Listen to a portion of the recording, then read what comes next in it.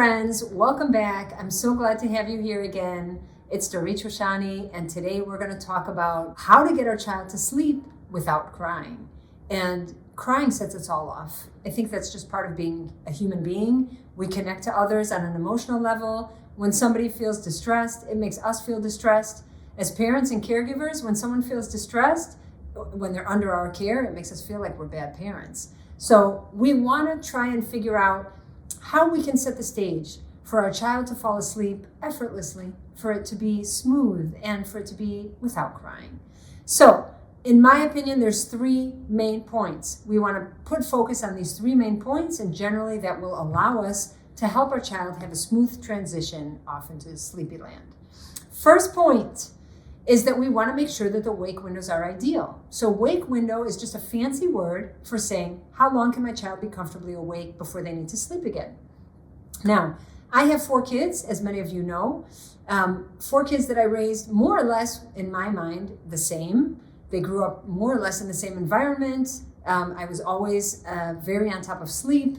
And each one of them had different wake windows, regardless of what I was doing. So each child is their own person. And I think as a parent or as a caregiver, it's super important for you to have this, it's a mantra for me, I call it stay curious. I'm constantly curious around my children and their needs and what they can accomplish and what they can't and where they're struggling. I think it's like written on my forehead actually. Stay curious. What is my child, what can they handle? How much wake time can they comfortably handle? And when we stay curious, we notice no 2 children are the same. So just because my best friend who lives next door has a baby the same age as my baby, doesn't mean that our wake windows for our children are going to be similar. It could be that her child can be up much longer than mine, or the other way around. And we don't really know this until we play a little bit of trial and error with our children around sleep. So we want to kind of test the waters. A pretty good indication that you've missed the boat is that when you put your child down, the instant they hit the mattress, they start screaming. That's too late, guys. We want to make sure that we catch them before they're overtired. And not all children show signs of being tired. So you may be with your baby and hours are passing by and they never yawn and they don't rub their eyes and they don't scratch their ears and there's no sign that they're tired. It's like, no, my child is not tired. Look, they're fine. But then when you try and get them down to sleep, they start screaming immediately. And so the screaming immediately becomes a cue to you to recognize that your child's overtired, because we like to say, or I like to say, perfect timing produces no crying. So perfect timing produces no crying means that if I put my child in bed and he's screaming, I totally missed the perfect timing boat. So I want to try and fine tune that wake window until I can find the sweet spot where I put my child down and they can like to hang out in bed a little bit before they start trying to figure out how to fall asleep. So the first step is that they go in bed calmly before they get tired, and then they can handle being in bed initially, even if falling asleep is still not mastered, they can comfortably handle being in bed before they need to drift off and fall asleep. Okay, so the first point, we want to pay attention to the wake window. The second point that we want to pay attention to is making falling asleep predictable. So we all take this for granted as adults, but we love predictability. We love to know what's going to happen next. We thrive on that. And whenever something becomes uncertain, it really, really throws us for a loop. So a simple example is like if you're used to driving a certain way to get somewhere, and then there's construction on the road and they make you take a detour, that will set you off. You're like, oh God, how am I going to get there? Wait, is it going to be longer? Is it going to be shorter? Am I going to find parking in my normal spot? How am I going to get there? Just something so small like that creates uncertainty within us. So think about our children. They need to fall asleep generally many times throughout a 24-hour period because they're taking naps and then they have to go down for the night. And so how is that experience for them? What do they recognize as cues that, oh, it must mean I'm going to sleep now?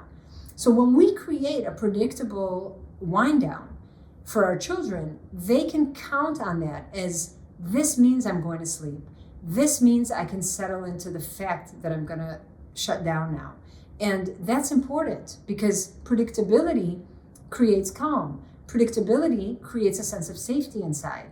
And so we want to create that for our children. So you want to have a more or less predictable routine. When the situation becomes predictable, day in and day out, that all of a sudden becomes information for our children where they can start to feel safe in the knowing of what's going to happen next. And that's very, very important.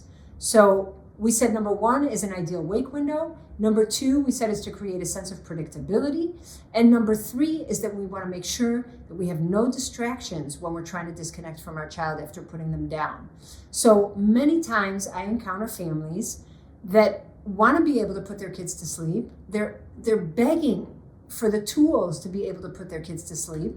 But in reality, when the time comes to actually put their child down and disconnect, they cannot do that. It's hard to disconnect. It's like they create many, many, many distractions for their kids.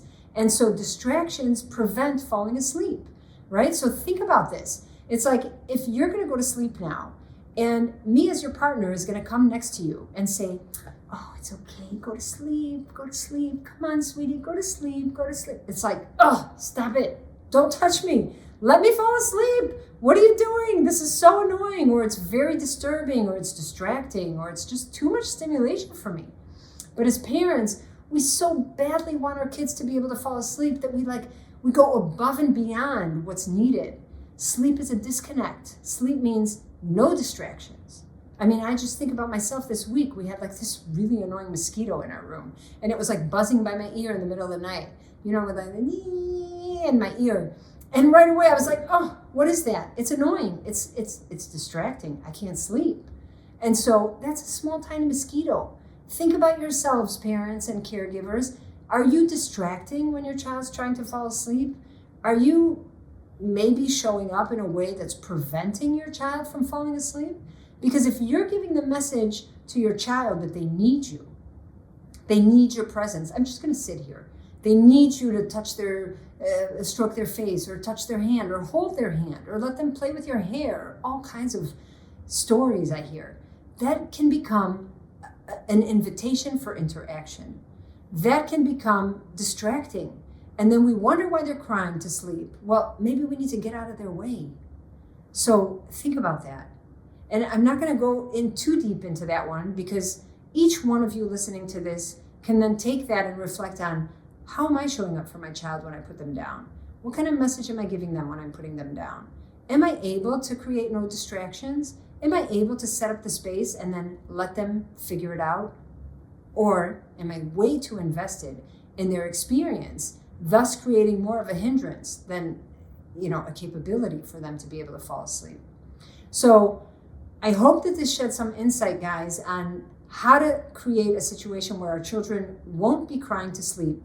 1, the timing should be perfect. Remember, we said perfect timing produces no crying. So put focus on the wake window. Number 2, we said we want to make sure that the wind down is predictable, so that your children can connect the dots and recognize that, oh, right, after I have dinner, I go take my bath. After I have bath, mommy puts cream on my body. After we have cream on my body, daddy takes over and comes and sings me a lullaby and then puts me in bed. And it's the same thing every day. So then I can fall into that predictability, because that becomes an anchor for me, a point of safety for me as a child, that I know what to count on. And that minimizes crying.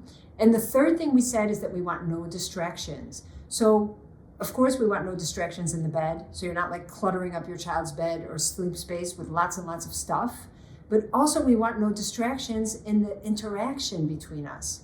So it's very clear that when I put my child down, I leave. And think about this when it comes to daycare settings. Most of you know that daycare teachers will instruct you, when you arrive at daycare, you can, have a brief moment of connection, but the moment you pass your child to me as the daycare teacher, you need to turn around and leave. You're not going to sit there and wait for me to stop crying before you leave.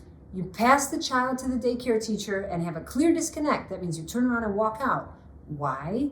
Because you are creating a sense of safety. You are showing that confidence in you, and that creates no distractions. So no distractions is a big one. A lot of things fall into that category. Think about how many distractions your child is experiencing when you're trying to put them down to sleep, and how many of those distractions are actually preventing your child from being able to disconnect. And maybe then you know what you need to eliminate from your child's experience in order to facilitate that wind down process and that falling asleep process. So before we disconnect, guys, I just want to remind you that I have a free 3 main reasons why your child is still not sleeping through the night guide.